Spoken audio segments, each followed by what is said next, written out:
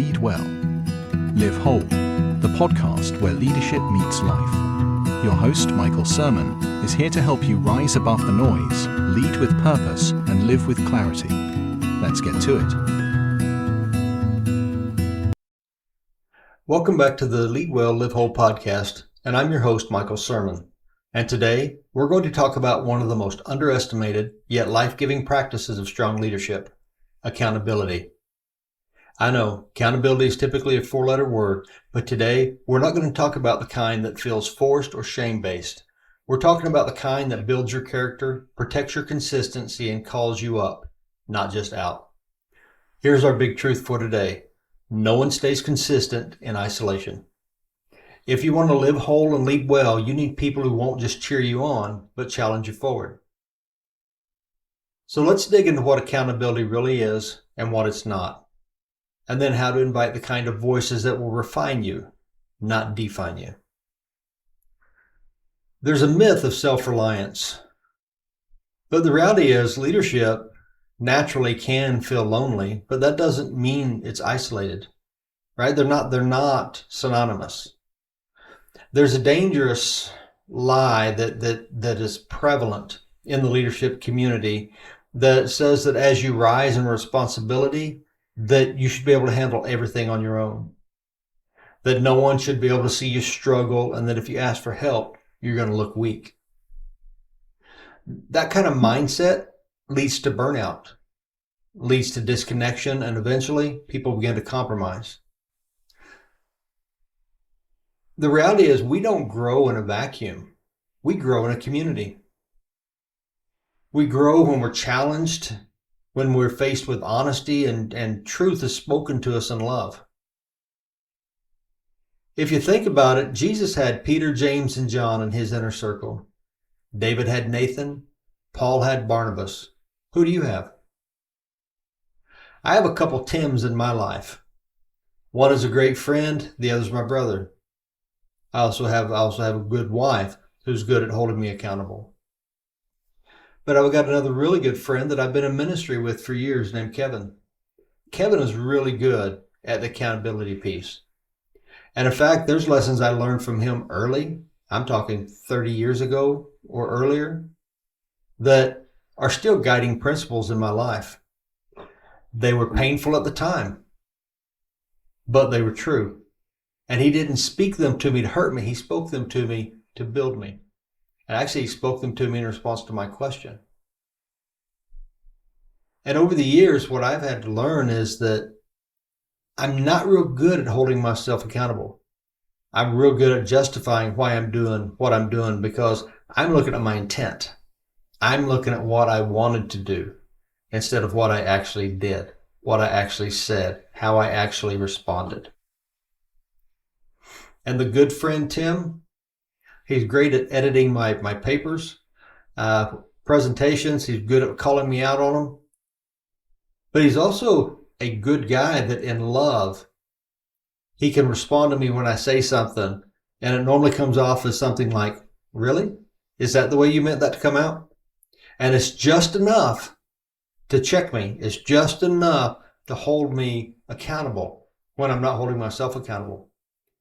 Because I can be a strong personality and I can be forceful when I'm passionate about something, just as we all can. And it's easy to steamroll over people. You need strong people in your circle. You need people as strong as you are, people that you trust. That if they have a knife, that knife is to excise something and not to hurt you and not to stab you. But what exactly is accountability and what is it not? Accountability is not about micromanagement. It's about mentorship. It's not about control. It's always about alignment. For me, and for most of the healthy leadership world, accountability is a safe place to be honest about our struggles. We get into rooms and we talk about vulnerability and we want to share the personal things and we want to pretend that that's going to build some kind of trust and some kind of bond between the team. But the reality is the safe space we need is so that when we talk about our struggles, when we can't figure out how to get a project across the line, when we can't figure out how to get the resources in place, or when I just can't wrap my head around a concept, that safe space is where I can bring that forward and know I'm not going to be judged. I'm not going to be derided. I'm not going to be mocked. I'm not going to be ridiculed any more than guys do it amongst themselves anyway. But it's going to be taken, and I can trust that team to give me honest feedback. If I have a mentor, I can trust that mentor to give me honest feedback. Some of the toughest and the best mentors I've had have been the toughest mentors. They've been honest. They've been brutal sometimes, because sometimes that brutality is what it takes for me to get through especially when my mind is set on a path, or my mind is set on a certain answer.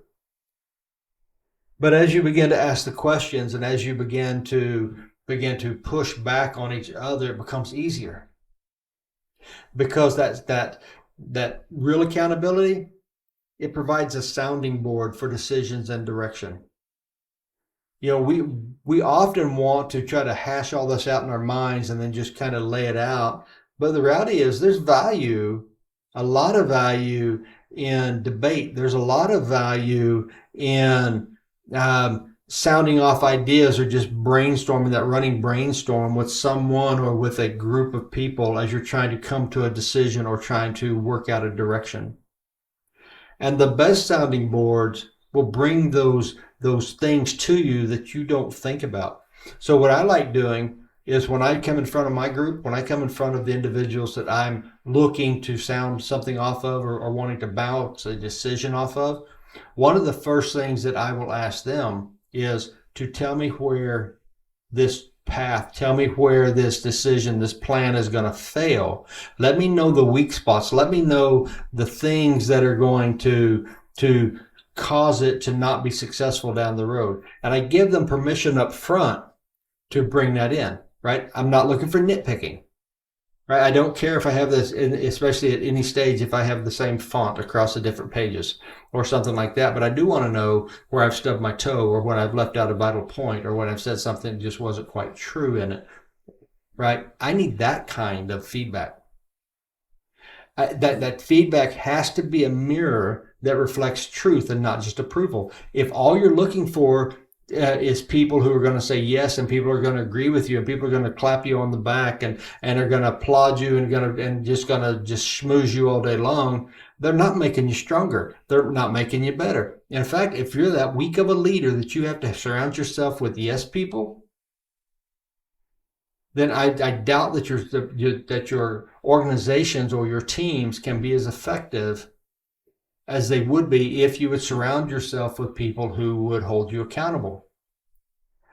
I remember I was in a role, and it was a very tough time in the environment, and I was at executive level role, and I was with the CEO, and we were talking, and he had a plan that he wanted to run forward, and I began to talk to him about the areas where the plan was going to fail, right? And while short term it may give what you want, but long term this is going to be the impact. This is going to be the effect of that, and the recovery would not be able to be made in time to capture whatever the market was whenever it was springing back, because we have to have a very quick recovery time. And he looked at me and he said, "That's not what I want. What I want is for you to tell me how this is going to work." Well, I can't do that, right? I can't just approve it. I have to be honest. Now, eventually, he did circle back around and let me know that I was not a team player, and that I was being negative toward his ideas. And we had to come to an agreement on that, because that wasn't the truth. I want to support. In fact, we talked about it last episode. I want to say yes, and I want to make it happen, right? I want to be the solution to the problem.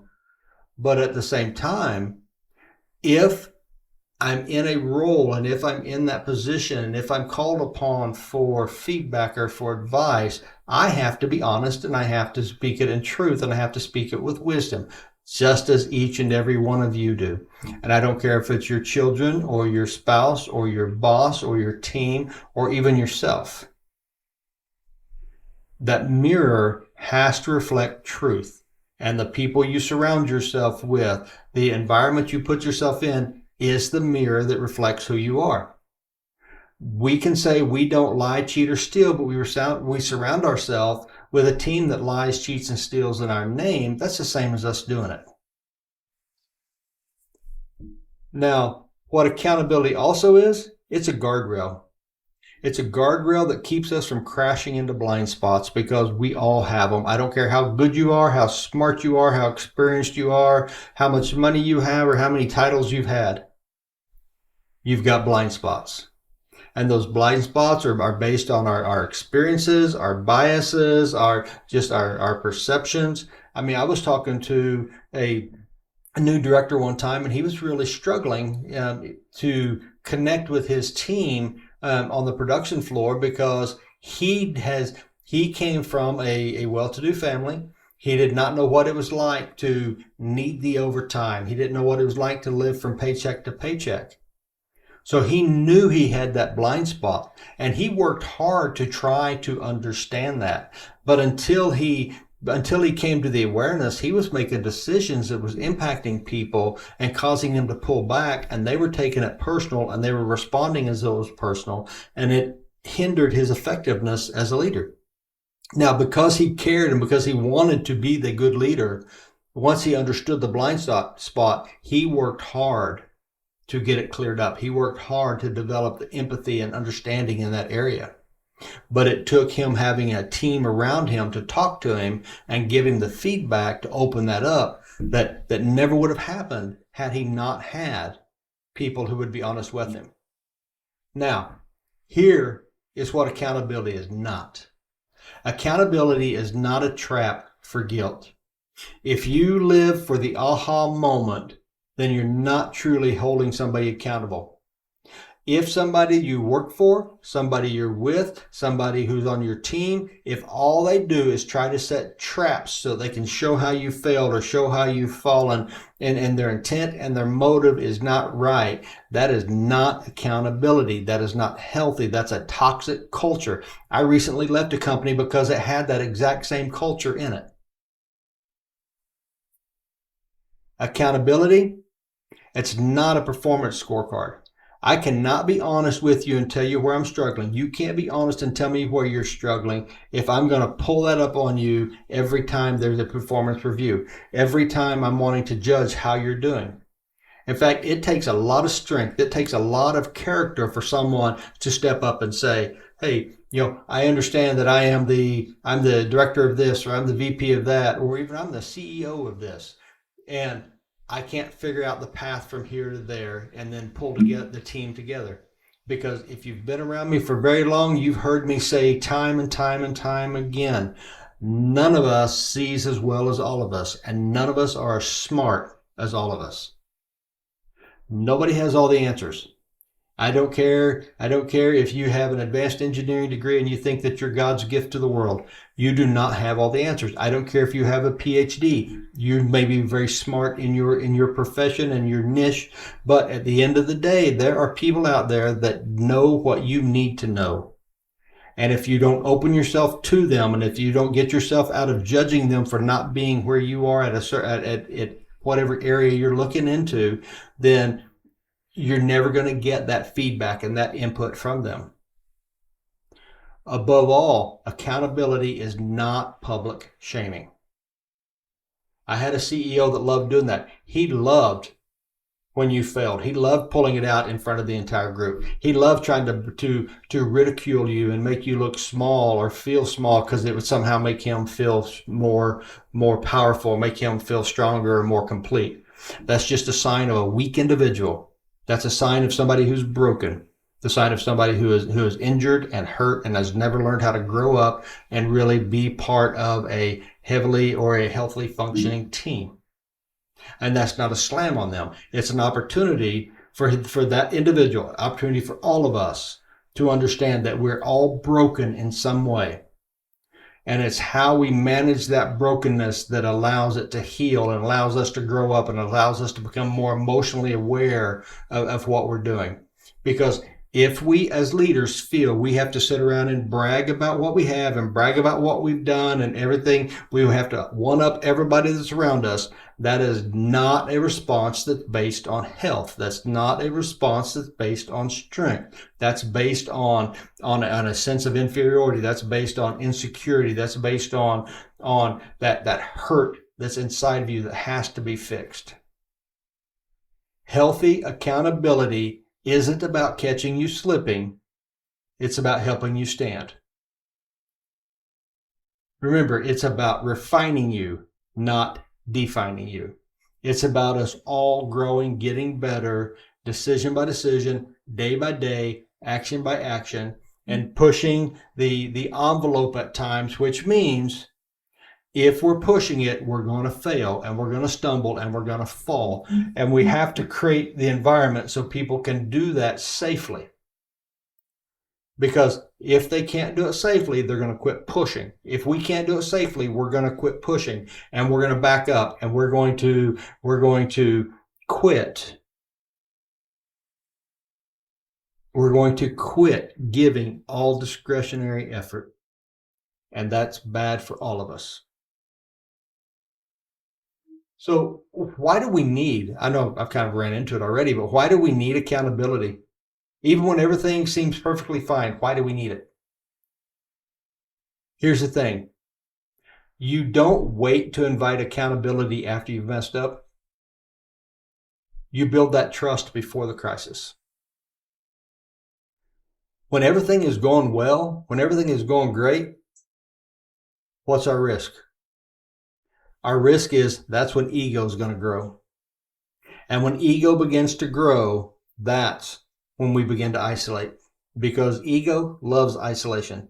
Ego can't handle being compared to anyone. Ego can't stand having anyone around it that may know as much or know more, that may look different or may look better or may perform better or may get a better word of applause or might get a clap on the back when the ego thinks they should have it. Ego, it knows everything. Ego out of control is God's gift to whatever the operation is. And it doesn't matter about your degree. It doesn't matter about your experience. It doesn't matter about your relationships. It doesn't matter at all. When ego starts growing, it will grow in every one of us. So, to avoid that, we build an accountability cycle. We build an accountability circle with our trusted advisors, with our peers, with our companions, right? It can't be with everybody. Right? You not everybody's going to have that same level of access to you. And I don't care if you're sweeping the floor, cleaning the parking lot, or running the board. Everybody will not have that same access to you. They may feel like they do, and they may feel very familiar, but they do not and cannot and should not have that level of access. There has to be some that have your inner circle that can come to you and say, hey, you're stumbling right here. You're missing the boat on this. You've missed the mark right here. Right? And these are the ones that when they catch you walking around with your fly unzipped, are going to quietly tell you your fly's unzipped. When they see something hanging out of your nose or on your face, they're going to say, hey, you got something hanging off your face. These are the kinds of people you need. They're more than a friend. They're much more than a friend. We need people in our life who can come to us and say, hey, you're drifting. Or that tone was off. Did you mean to be a smart aleck when you said that? Did you mean to use sarcasm? Or you've been unusually distant today. Is everything okay? What's going on with you? Why are you pulling away? Right? That kind of thing. Because I know me personally, there's times, especially when I'm super stressed, that when I feel like I'm being pushed away or when I feel like I'm being excluded where I shouldn't be, my natural response, which is most of our responses, is to pull back in and just hyper focus on the things that I can control, which means I pull away from those other things that I need to be involved in. A good friend of mine named Frank told me years ago, in fact, he has his own consulting group, but he told me years ago when we were working and some things were going on and I began to pull away, he came and he said, hey, Just remember this. No one can make you a victim unless you allow them to. No one can make you a victim unless you allow them to. They only have the power over you that you give them. And for years now, I bring that up over and over again to people and to myself, right? When I feel like pulling away, I say, wait, no, I have a responsibility. I have a voice here. I have input. And I hold myself above that victim mentality. One of my favorite, and my buddy Tim, he likes to throw this one at me, said, hey, you said you'd prioritize rest. Why are you burning out again? Why are you pushed now? Why aren't you taking some time off? And what's funny about it is because Tim is the guy who won't take any time off. He has as much problem disconnecting as I have. And I try to hold him accountable to the same thing. But we had to work out that relationship with each other, right? Because these things, they don't come out of judgment, they come out of love. They don't come to pull us off course, but they come to help us bring us back into alignment. They don't come to attack us, they actually come to protect us. Protect us from ourselves, protect us from going off course, protect us from that cliff that we can't see, that trap that we can't see. Because accountability doesn't restrict us, it refines us. So let me say this very, very clearly, and I don't care who you are, listen up. You don't need a crowd, you need a circle. If your ego needs a crowd, then you need to begin to trim your ego. You need an inner circle. You need some people that will sharpen you, that will refine you. In fact, I was talking to a friend today, one of my mentors. His name is Scott Pryor, right? He and his family own Pryor Aerospace in Tulsa. I used to work for him. And as we were chatting back and forth via text, that was one of the things that he reminded me of. Iron sharpens iron. And I love it, right? Because I know that. But there's times you need that reminder. And that's what your inner circle will do for you. These are the few trusted people who know the real you, because not everybody can know the real you. Shakespeare said the whole world is a stage and we are but players thereupon, right? We're different things in the different roles we have, but there's a real us. There's a kernel there that is the core of who we are. And those trusted, that inner circle, that trusted few, they know the real us. They know when we're hurting. They know when we're celebrating. They know what we need long before we know it. In fact, you will know these people because you can be separated from them for years. And when you're back together, it's like you were never separated, like you had just talked the hour before. These people, they're not impressed by titles. You may be the CEO of whoever, of Halliburton or the President of the United States or something, and they could care less. They're going to have that same conversation with you as though you were the guy who was just helping them take the trash out. These are the true few who will tell you the truth gently but firmly in a way that you could hear it and not just assume you heard it. These are those few who believe in your future even when you're discouraged. See, my wife does that for me. She can't be the only one in my inner circle, but she does this for me. When I'm discouraged, when I need to hear that truth, she is that voice. She is there a lot of times, just as those friends I mentioned earlier are. And those voices come at the time when I need it because they know me often better than I know myself. Your inner core, that inner circle, they can be a mentor. They can be a friend who walks with the same values that you walk. They can be a coach or a spiritual leader, and it can be your spouse. But the relationship has to be emotionally safe and honest for it to be your spouse, for it to be someone that close to you. Right, so I have my wife and my brother, they're both within my inner circle. Keep in mind, you don't need a lot of voices, but you need to have the right voices. And you have to consciously give them permission. I talked about it a few episodes back about having to pull my team together and say, hey, this is what I'm trying to do. I need I'm giving you permission to call me out. Well, your inner core needs a deeper commitment than that. They need more permission than that. But they need to understand and know that they have permission to call you out if you drift. That they have permission to help you stay grounded. That's a tough one, especially if you start being successful, because your ego will get out of check. And they have to have permission to not let us coast in our comfort zones. Not let us get comfortable, but keep pushing us and sharpening us, just as we're going to push and we're going to sharpen them. Because here's the reality. Uninvited accountability rarely works. If somebody that you barely know comes up and starts challenging you on something, it's going to be a challenge. If they're not holding you accountable, they're challenging you. And we're going to respond out of with that same passion or that same vigor to defend why we're doing what we're doing.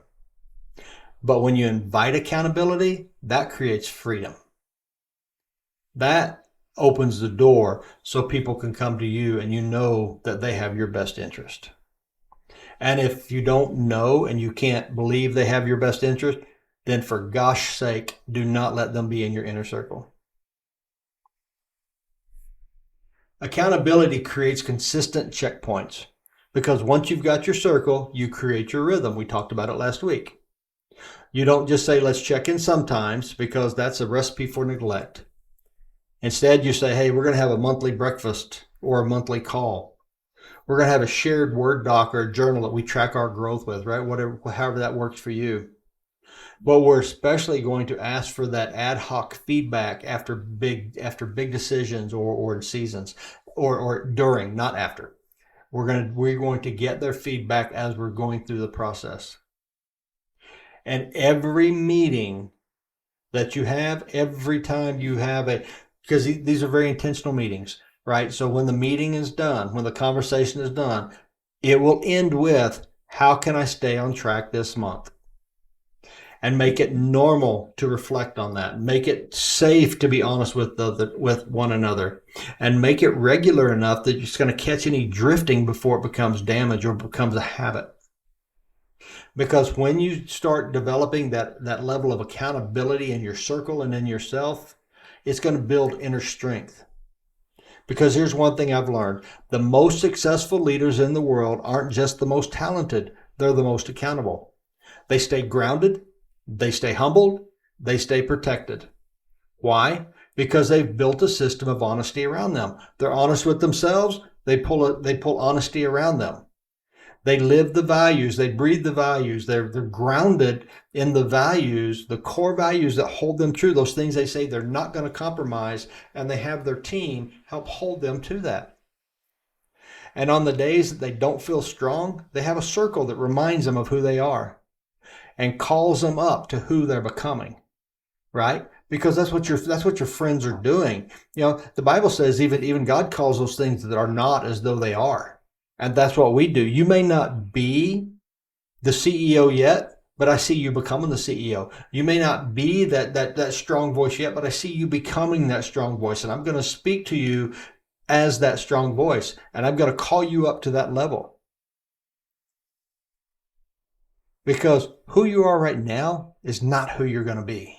It's not who you're going to become. But your decisions today will decide who that is.